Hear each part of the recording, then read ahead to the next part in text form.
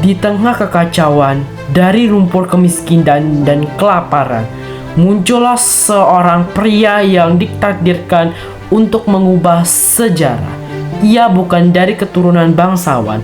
Ia hanyalah seorang petani miskin yang biasa dan yatim piatu.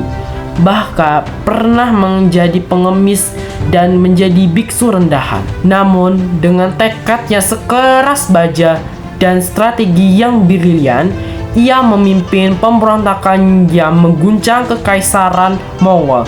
Ia menyatukan Tiongkok di bawah satu bendera dan membangun dinasti yang akan berkuasa hampir 300 tahun. Namanya Zhu Yuanzhang, tapi sejarah mengenalnya sebagai Kaisar Hongwu, pendiri dinasti Ming, seorang kaisar yang hidupnya adalah bukti nyata bahwa nasib bukanlah takdir, melainkan diciptakan oleh tangan sendiri. Dalam video ini kita akan mengungkap kisah epik perjuangan dari nol hingga menjadi penguasa yang paling kuat di Tiongkok. Hai, namaku Marcelino Octavianus. Hari ini aku akan membahas tentang kisah heroik dari dinasti Ming, yaitu pemimpin Zhu Yuanzhang, atau bisa kita sebut Hongwu. Ini dia pembahasannya.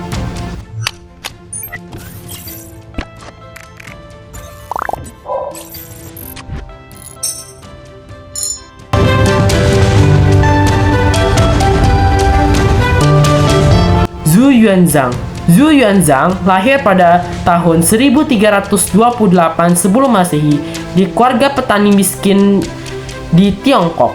Masa kecilnya yang sangat sulit. Ia harus berjuang melawan kelaparan dan wabah penyakit yang merajalela. Pada usia 16 tahun, musibah datang. Kedua orang tuanya dan kakak laki-lakinya meninggal dunia karena wabah, meninggalkannya sebatang kara. Demi bertahan hidup, ia terpaksa mengemis dan menjadi biksu di sebuah biara. Kehidupan di biara tidak mudah. Ia sering diusir dan terpaksa mengembara. Namun, masa sulitnya ini membentuk karakternya. Ia menyaksikan langsung penderitaan rakyat akibat korupsi yang merajalela dan kekejaman dinasti Yuan yang dipimpin oleh bangsa Mongol. Ini menjadi titik balik bagiannya. Ia pun memutuskan untuk meninggalkan biara dan bergabung ke pemberontak Sorban Merah, sebuah gerakan perlawanan besar-besaran. Bakat dan keberaniannya di medan perang, ia dengan cepat naik pangkat. Ia tidak hanya terampil dalam pertempuran, tetapi juga cerdas dalam berstrategi yang memungkinkannya mengalahkan kelompok pemberontakan lainnya secara perlahan dan mengambil alih kekuasaan, dan perjuangannya mencapai puncak pada tahun 1368 sebelum Masehi ketika ia berhasil merebut ibu kota Dadu yang berada di dinasti Yuan. Pada tahun yang sama, Zhu Yuanzhang memproklamasikan dirinya sebagai kaisar dan mendirikan dinasti Ming. Ia dikenal sebagai Kaisar Hongwu, seorang pemimpin yang bangkit dari nol dan berhasil membangun yaitu salah satu dinasti terkuat dalam sejarah Tiongkok.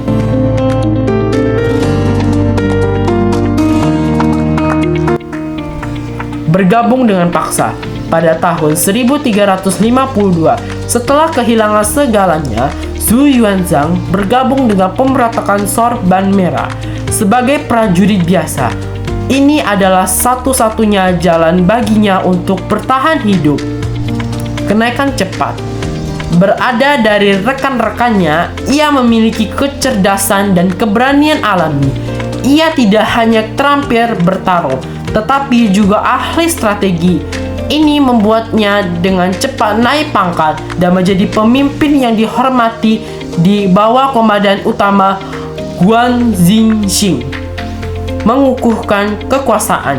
Setelah kematian Guo Xingxing, Zhu Yuanzhang berhasil mengendalikan seluruh pasukan dan menggabungkannya ke kelompok-kelompok kecil lainnya. Ia dengan cerdas mengalahkan persaingnya dari kalangan pemberontakan seperti Chen Youliang untuk menjadi pemimpin tunggal di wilayah selatan Tiongkok.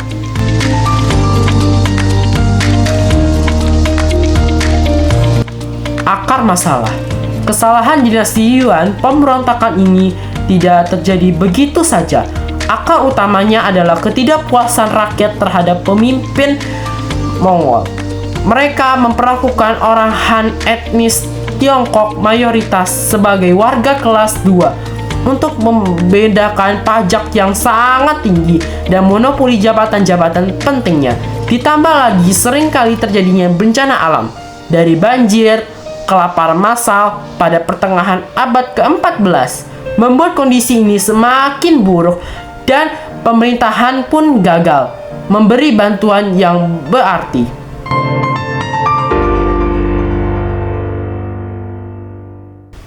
Pendiri dan pencapaian. Puncak perjuangannya adalah pada tahun 1368 ketika ia berhasil merebut ibu kota dinasti Yuan. Pada tahun itu Zhu Yuanzhang memproklamasikan dirinya sebagai kaisar dan mendirikan dinasti Ming, mengakhiri kekuasaan Mongol di Tiongkok dan menyatukan kembali bangsa Han. Sebagai kaisar, Hongwu melakukan reformasi besar-besar. Reformasi besar-besar ini yaitu ekonomi dan pertanian. Ia menurunkan pajak bagi petani, mengambil lahan, dan membangun proyek irigasi. Ini membuat ekonomi Tiongkok pulih dengan sangat cepat.